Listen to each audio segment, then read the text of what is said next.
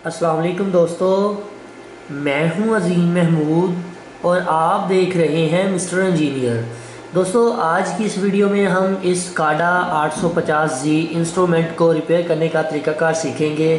ये असल में एक गैस कंप्रेसर है जो कि अमूमन घर में इस्तेमाल होता है गैस को खींचने के लिए। तो इसमें मसला ये है कि ये गैस को खींच नहीं पा रहा, मतलब ये ठीक तरह से काम नहीं कर रहा। तो चलिए दोस्तों, आज की इस वीडियो में चेक करते हैं कि इसे कैसे रिपेयर किया जाता है। तो दोस्तों चलिए शुरू करते हैं।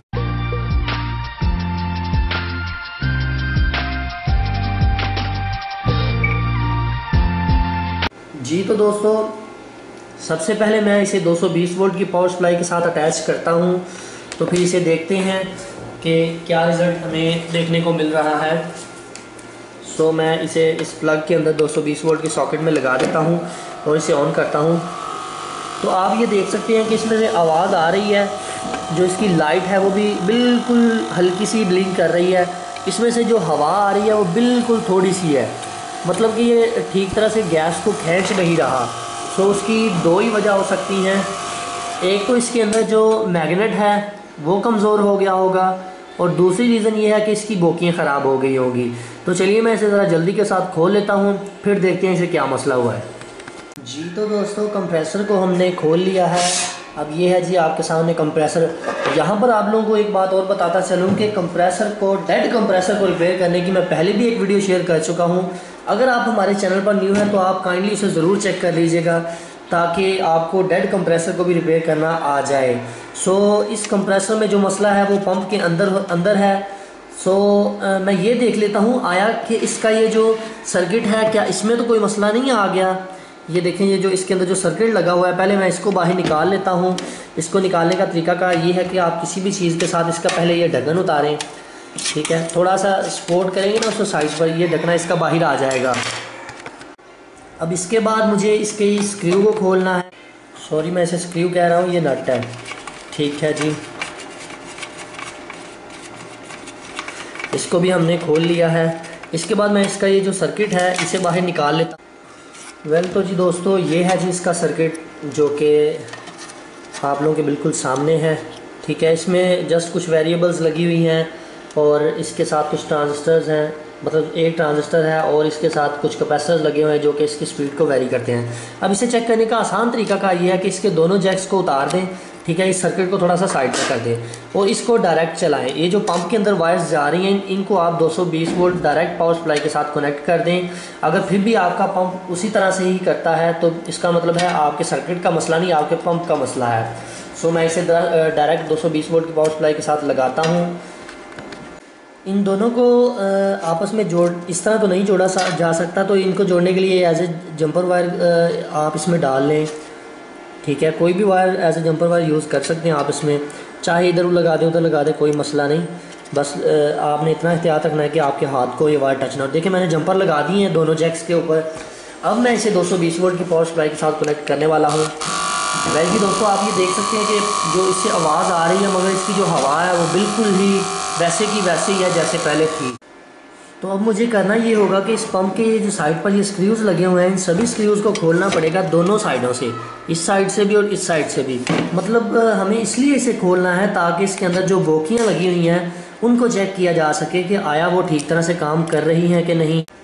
जी तो दोस्तों, हमने अपने कंप्रेसर के सभी स्क्रूज़ को हटा दिया है। मैं इन जो ये खोल लगे हुए हैं इसके प्रोटेक्शन कवर, इनको भी मैं अब साइड के ऊपर कर देता हूँ। तो अब ये देखते हैं कि इसमें क्या मसला। हाँ, ये देखें, ये जो मसला था इसमें आप ज़रा यहाँ पर गौर करें। ये देखें, ये इसकी बोकी यहाँ से फटी हुई है। ठीक है, ज़रा मैं जूम करके दिखाने की कोशिश करता हूँ। ये असल में ज़्यादा स्पीड के साथ कंप्रेसर को चलाने की वजह से इस तरह हो जाता है। ये देखें, यहाँ से फटी हुई है। और हम दूसरी साइड से भी चेक कर लेते हैं, हाँ आया दूसरी साइड से बिल्कुल ठीक है कि नहीं। हाँ, ये भी देखें, ये भी जो है ये भी इस जगह से डैमेज है, ये आप देख सकते हैं। ठीक है, तो इसका मतलब ये हुआ कि इसकी बोकियों में मसला है। तो इसकी बोकी को रिप्लेस करने से पहले इसका ये जो कवर है, मुझे इसको पहले इसके स्क्रू को निकालना पड़ेगा। मैं ज़रा दिखाने की कोशिश करता हूँ। ये जो स्क्रूज़ लगे हुए हैं इसके अंदर नट बोल्ट लगे हुए हैं, इनको आपको खोलना पड़ेगा। इनको खोलने के बाद आपने जिस तरह से इसे खोलना है, याद रखें कि जिस चीज़ को जिस तरह से आपने खोलना है वैसे ही आपने उसे दोबारा फिट भी करना है। हाँ, अगर आपको कोई चीज़ याद नहीं रहती तो आप एक काम करें, आप कैमरे के साथ सबसे पहले उसकी तस्वीरें ले लें ताकि आपको पता रहे कि यार मैंने इसे यहाँ से उतारा था और मैंने इसको यहीं पर लगाना है। तो मैं इसे अब उतार देता हूँ, ठीक है। और इसके बाद मैं इस बोकी को भी बाहर की जानिब धकेल, ये है, इसमें मसला था, ये बिल्कुल ठीक तरह से पंप नहीं कर रही थी, क्योंकि जब ये चलता है कंप्रेसर तो ये आगे पीछे होती है, गैस को सक करने के काम आती है। सो जिस तरह से आपने इसे उतारना है वैसे ही लगाना है। सो अब मैं मार्केट से नई बोकियाँ ले आता हूँ इस तरह की, फिर हम चेक करते हैं कि आया उनको रिप्लेस करने से हमारा मसला हल होता है कि नहीं।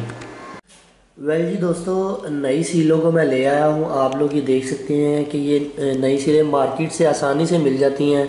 अब कुछ दोस्त ये कहेंगे कि आप कौन सी जगह से लेकर आए हैं, तो किसी भी इलेक्ट्रॉनिक्स की शॉप से जिनके पास स्पेयर पार्ट्स होते हैं तो उनसे आपको बड़ी ही आसानी से मिल जाएगा। तो ये इसकी प्राइस के बारे में आपको बताता चलूँ तो ये 80 रुपये की एक है। 80 रुपये की एक जोड़ी नहीं, सॉरी, एक पीस 80 रुपये का है। तो इस हिसाब से आप ले सकते हैं। सो अब मैं आपको यहाँ पर बताता चलूँ कि इन सीलों के अलावा इस मैग्नेट में भी कई दफ़ा होता है मसला। ये देखें आप, यहाँ पर 2 मैग्नेट लगे हुए हैं, ये देखें, एक ये है और एक ये है। कई दफ़ा इनमें भी मसला आ जाता है कि ये ठीक तरह से मतलब चीज़ को खींच नहीं पाती। ये देखें, ये बिल्कुल ठीक तरह से खींच रहा है, मतलब कि ये इस वक्त बिल्कुल ठीक है। सो मैंने जिस तरह इसको खोला था मैं इसे वैसे ही दोबारा से फिट कर देता हूँ इसके अंदर। वेल जी दोस्तों, यहाँ पर मैंने इन सीलों को लगा दिया है। एक चीज़ का ख्याल रखें कि जब भी आप सीलों को लगाएं तो इसे अच्छी तरह से प्रेस कर लें, मतलब कि ये यहाँ पर कोई गैप नहीं रहना चाहिए, कहीं से हवा खारिज नहीं होनी चाहिए। और हाँ, अल्फ़ी लगाने की ज़रूरत नहीं है। कहीं ये मत करना कि यहाँ मैं अल्फ़ी लगा देता हूँ, कुछ नहीं होता। अल्फ़ी मत लगाएं यहाँ पर, सिर्फ इस सील को अच्छी तरह से नीचे बिठा दें, दूसरी साइड से भी इसी तरह अच्छी तरह नीचे बिठा दें। बिठाने के बाद आपने इसे एक दफ़ा चेक कर लेना है, सर्किट इसके साथ अटैच होना चाहिए, डायरेक्ट आप ना चेक करें इसे। और ये देख लें कि इसकी स्पीड बिल्कुल नॉर्मल होनी चाहिए, ज़्यादा नहीं होनी चाहिए, बिल्कुल कम स्पीड होनी चाहिए। देखें, ज़्यादा स्पीड पर करेंगे तो ये फिर दोबारा से तंग करेगा। बस इस यहाँ पर आपने चेक करना है कि आपका मैग्नेट ठीक तरह से वर्क कर रहा है कि नहीं। आप ये देखें कि वाइब्रेट हो रहा है, तो इसका मतलब ये है कि ये बिल्कुल ठीक तरह से मतलब चल पड़ा है। अब हम इसके ऊपर जब ये ढकने लगाएंगे, इसके ये कवर लगाएंगे, तब ये हवा को ठीक तरह से खींच सकेगा। सो मैं इसे भी लगा लेता हूँ, फिर चेक करते हैं।